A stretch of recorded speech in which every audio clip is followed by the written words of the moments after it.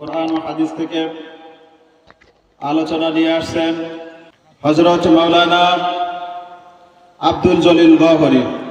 হযরত মাওলানা আব্দুল জলিল গওহরী আমি মুহতারামকে তার গুরুত্বপূর্ণ আলোচনা নিয়ে আসার জন্য বিশেষভাবে আহ্বান জানাচ্ছি। আসসালামু আলাইকুম ওয়া রাহমাতুল্লাহ।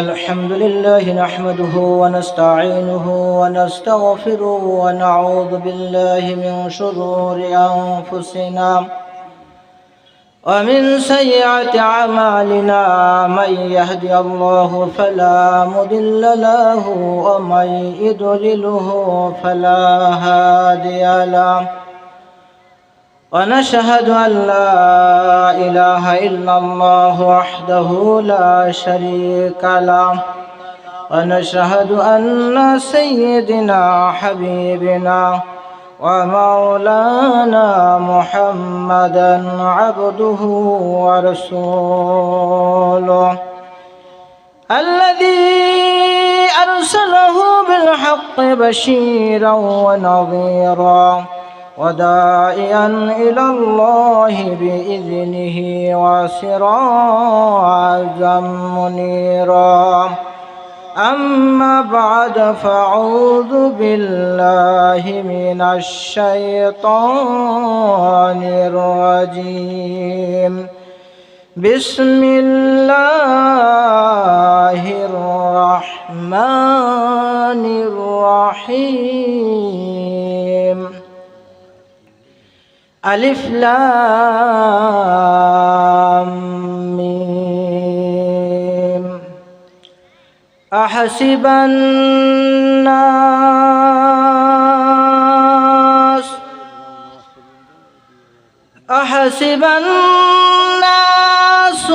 أن يتركوا أن يقولوا آمنا وهم لا يفتنون.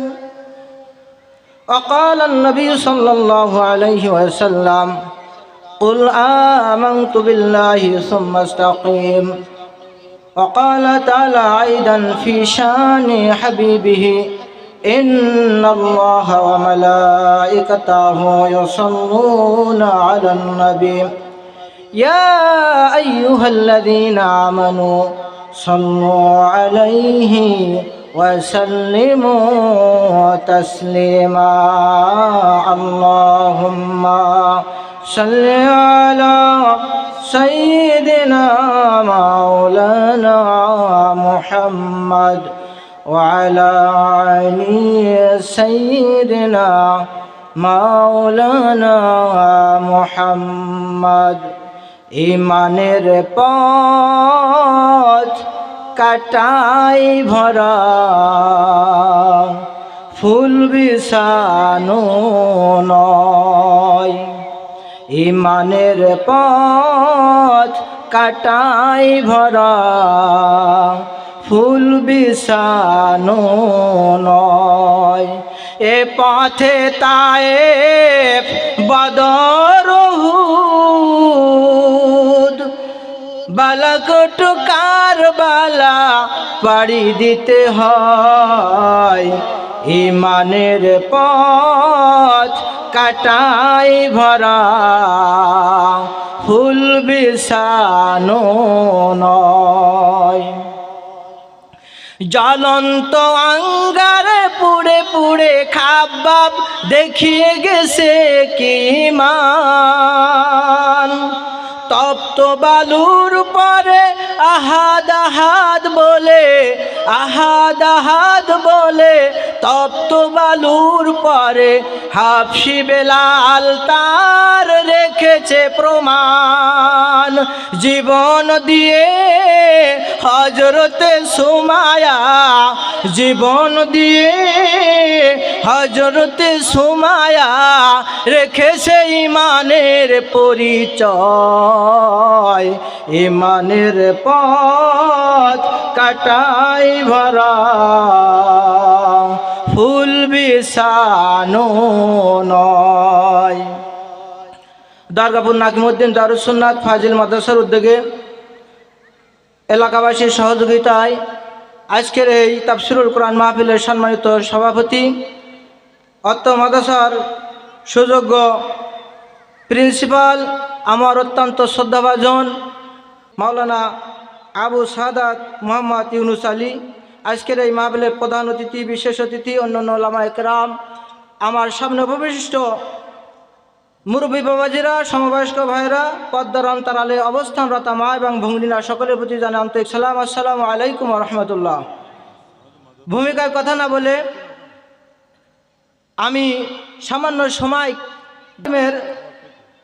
সূরা আনকাবুত থেকে 2টা আয়াতে কারিমা তেলাওয়াত করেছি, আর উপরে কথা বলে আমার সংক্ষিপ্ত বক্তব্য শেষ করব ইনশাআল্লাহ। কথা হচ্ছে, আমরা মুসলমানের ঘরে জন্মগ্রহণ করেছি, এটাই আমাদের দাবি, আমরা মুসলমান। আল্লাহ রাব্বুল আলামিনের কাছে মুসলমান দাবি করতে হলে আপনার অনেকগুলো কোয়ালিটির অধিকারী হতে হবে, বিশেষ করে মুমিন হতে হবে। মুমিনের কোয়ালিটি সম্পর্কে কোরআনুল কারীমের অসংখ্য আয়াতের ভিতরে বর্ণনা করা হয়েছে। বিশেষ করে সূরা আনফালের আল্লাহ রাব্বুল আলামিন মুমিনের 5টা বৈশিষ্ট্যর কথা বলা হয়েছে। তার ভিতরে আল্লাহ রাব্বুল আলামিন বলেন, ইন্নামাল মুমিনুনা আল্লাযীনা ইযা যুকিরাল্লাহু ওয়াজিলাত কুলুবুহুম ওয়া ইযা তুলিয়াত আলাইহিম আয়াতুহু زادتهم إيمانا وعلى ربهم يتوكلون। প্রকৃত মুমিন তো তারাই যার সামনে কোরআনের আয়াতগুলো যখন তেলাওয়াত করে করে শোনানো হয়, তার দিলটা আল্লাহর ভয়ে কাঁপতে থাকে আর তার ঈমানটা বেড়ে যায়। ওয়াজ মাহফিল, তাফসির মাহফিল, ইসলামী জলসায় গেলে মনটা বিগলিত হয়ে ইমানে তরুতাজা হয়। আর নাচ গান যাত্রার প্যান্ডেলে গেলে ইমানকে বরাবর দিয়ে ওই নাচের তালে নাচার পরে ইমানটা ধ্বংস করা হয়। সম্মানিত হাজরিন, আল্লাহ রাব্বুল আলামিন বলেন, আহাসিবান নাসু আইতুরাকু আইয়াকুলু আমান্না ওয়া হুম লা ইফতানুন। তোমরা কি মনে করেছো ঈমান এনেছি আর আমার মুসলমানের ঘরে জন্মগ্রহণ করেছি, আমার নাম আব্দুল জলিল, আমার নাম আব্দুল সাত্তার, আমার নাম নূর ইসলাম, এই কথা বলেই আপনি পার পেয়ে যাবে, আপনাকে কি পরীক্ষা করা হবে না? আল্লাহ রাব্বুল আলামিন বলেন, ওয়াহুম লা ইফতানুন, অবশ্যই তোমাকে পরীক্ষা করা হবে, আর এই ঈমানের পরীক্ষায় উত্তীর্ণ হবে সেই হবে মুমিন। রাসূল করিম সাল্লাল্লাহু আলাইহি সাল্লামের সাহাবী হযরত আব্দুল্লাহ জুল বাদালাইন, গরিব মানুষ, বাড়ির খানা বানার কোনো ব্যবস্থা নাই, চাচার গৃহে বসবাস করে। কিন্তু মুহাম্মদ সাল্লাল্লাহু আলাইহি সাল্লাম যখন তাওহীদের বাণী প্রচার করলেন, লা ইলাহা ইল্লাল্লাহু মুহাম্মাদুর রাসূলুল্লাহ, আব্দুল্লাহ জুল বাদালাইনের মনে ইচ্ছা জাগলো, আমি তো তাওহীদের সুশীতল ছায়াতলে আশ্রয় গ্রহণ করতে চাই, কিন্তু বাধা হচ্ছে চাচা, কারণ চাচার গৃহে বসবাস করে, চাচার দেওয়া খাদ্য খায়। আল্লাহ নবী জনাবে মুহাম্মদ রাসূলুল্লাহ সাল্লাল্লাহু আলাইহি সাল্লাম হিজরত করে মক্কা থেকে মদিনায় যখন চলে গেলেন, এই আব্দুল্লাহ জুল বাদালাইন চাচার কাছে যেয়ে বলতেছে, চাচা গো, মুহাম্মদ সাল্লাল্লাহু আলাইহি সাল্লাম আল্লাহর নবী, এ বিষয়ে আপনার মতামত কি? চাচা বলতেছে, আমিও তো তাই মনে করি। আব্দুল্লাহ জুল বাদালাইন বলতেছে, চাচা তার প্রতি ঈমান আনবেন কিনা? ইসলামী আন্দোলনের যে সমস্ত কর্মীরা ইসলামের সুশীতল ছায়াতলে ইসলামকে প্রতিষ্ঠার জন্য আত্মনিয়োজিত, এই সমস্ত মানুষেরা মদ খায় না, ফেন্সিডিল খায় না, অবৈধ মেয়ের পেছনে ঘোরে না, তাদেরকে তারা নিজেই স্বীকৃতি দেয় যে ইসলামী আন্দোলনের কর্মীরা সব ভালো, কিন্তু তাদেরকে বিরোধিতা করে, তাদেরকে একে একে ফাঁসির কাস্টে ঝোলায়। আব্দুল্লাহ জুল বাদালাইনের চাচা বলতে, আমি তাই মনে করি।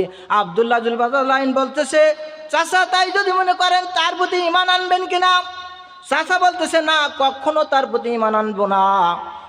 আব্দুল্লাহ জুল বাদালাইন বলতেছে, চাচা গো, আপনাকে সাক্ষী রেখে আমি ঘোষণা দিলাম, লা ইলাহা ইল্লাল্লাহু মুহাম্মাদুর রাসূলুল্লাহ। আহাসিবান নাসু আইতুরাকু ওয়া ইয়াকুলু আমান্না ওয়া হুম লা ইফতানুন। চাচা বলতেছে কি তুমি কি এর পরিণাম জানো? আব্দুল্লাহ জুল বাদলাইন বলছেন না চাচা পরিণাম জানি না। বলতেছে তুমি যে আমার ঘরে থাকো এই ঘরটা তোমাকে ছাড়তে হবে। আব্দুল্লাহ জুল বাদলাইন ইমানের জন্য বলল তোমার ঘর আমি ছাড়তে রাজি আছি। শুধু তাই নয়, আমার দেওয়া উট গরু দুম্বা যেগুলো নিয়ে তুমি ব্যবসা বাণিজ্য করো সব তোমাকে ছাড়তে হবে। চাচা বলতে এই কথা বলার পর আব্দুল্লাহ জুল বাদলাইন বলছে ইমানের জন্য যা চাও ছাড়তে রাজি আছি। চাচা বলতেছে আব্দুল্লাহ জুল বাদলাইন শুধু তাই নাই, তোমার পরনের যে লুঙ্গি ওই লুঙ্গিটা কিন্তু আমার টাকায় কেনা, তোমার গায়ের যে জামা ওই জামাটাও কিন্তু আমার। বলে আমি বাংলাদেশে উমুক দিয়েছি, উমুক করেছি, উমুক করেছি, উমুক করেছি। বাপের টাকার নাকি বলেন? বাপের টাকার, দেশের টাকা অবৈধভাবে অপচয় করে করে মরে মরে মূর্তি বানিয়ে বিমানদারদেরকে বেঈমান বানানোর জন্য যারা প্রস্তুতি নিয়েছিল। সম্মানিত হাজিরিন, টাকা দিয়ে যদি কেউ জান্নাত কিনতে পারতো তাহলে কারুনের সবার আগে জান্নাতে যেত, ঠিক কিনা? কারুন জান্নাতে যেত। টাকা দিয়ে যদি জান্নাত কেনা যেত বক্তে নসর জান্নাতে যেত। ক্ষমতার দাপট কেউ দেখাবেন না, আজও দেখাবেন না। ক্ষমতা দিয়ে যদি জাহান্নাম থেকে মুক্তি পাওয়া যেত ফেরাউন কিন্তু জাহান্নামে যেত না। ক্ষমতা দিয়ে যদি জাহান্নাম থেকে মুক্তি পাওয়া যেত আব্রাহার মতন শক্তিশালী বাদশা ধ্বংস হয়ে যেত না। চাচা বলতেছে তোমার গায়ের যে জামা ওইটা আমার টাকার কেনা, তোমার পরনের যে লুঙ্গি ওই লুঙ্গিটা আমার টাকার কেনা, জামা লুঙ্গি ছাড়তে হবে। আব্দুল্লাহ জুল বাদলাইন বলছে ইমানের কারণে যদি জামা লুঙ্গি খুলতে হয় খুলতে রাজি আছি, কিন্তু ইমান হারাতে রাজি না। অবশ্যই পরীক্ষা। উলাঙ্গ হয়ে বাড়ি চলে গেলেন। এই যুবক মানুষের উলাঙ্গ চেহারা দেখে মা চোখটাকে একেবারে আটকে দিয়ে বলতেছে বাবারে তোর এই অবস্থা কে করলো? আব্দুল্লাহ জুল বাদলাইন বলছে মা গো, ঈমান আনার কারণে আমার এই অবস্থা। আজও মুসলমানরা যারা আজকে দরগাপুর এনডিএস ফাজিল মাদ্রাসার এই ময়দানে উপস্থিত হয়েছেন, 2 টাকার জন্য নির্বাচনের সময় অনেক মানুষ ঈমান বিক্রি করে দেয়। আমি আর কথা বলবো না, আজানের সময় হয়েছে।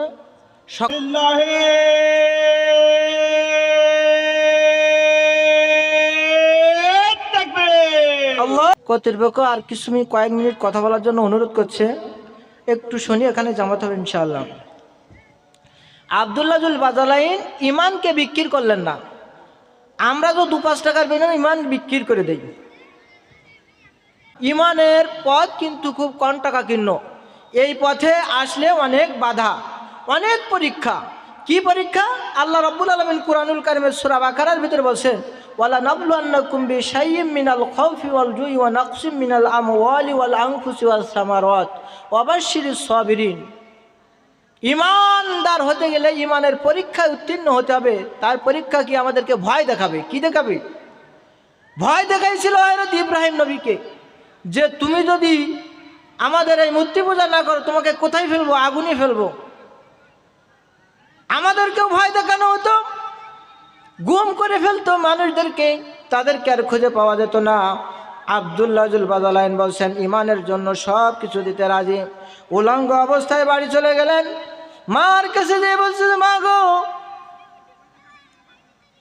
আমাকে পরার জন্য একটু কাপড় দাও। গরিব মানুষ, দেওয়ার কিছু নাই। একটা পুরাতন কম্বল তাকে দিয়ে দিলেন। কম্বলটাকে 2 টুকরা করলেন, 1 টুকরা পরলেন আর 1 টুকরা গায়ে জড়ায়ে মসজিদে নববীতে জনাবে মোহাম্মদ রাসূলুল্লাহ সাল্লাল্লাহু আলাইহি সাল্লামের কাছে চলে গেলেন। নবীজি দেখলেন খুব ক্ষুধার্ত চেহারা, মাথার চুলগুলো উস্কো খুস্কো, ক্লান্ত মলিন চেহারা।